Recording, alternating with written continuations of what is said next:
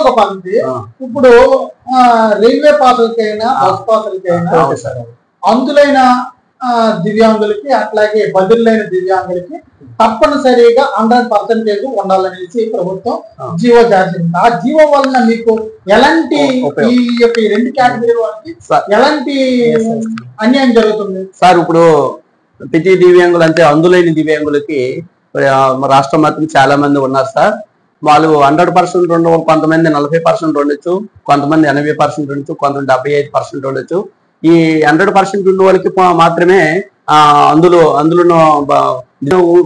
నుంచి 79, 89, 90 ఉన్న వారికి కూడా వాళ్ళకి కూడా మరి సరే బస్ పాసులు వాళ్ళకి కూడా ఇవ్వాలి. వాళ్ళ యొక్క వైకల్యం 40% చట్టం ప్రకారంగా వారికి అన్ని సౌకర్యాలు జరగాలి. వాళ్ళకి ఒకలాగా మనకు ఒకలాగా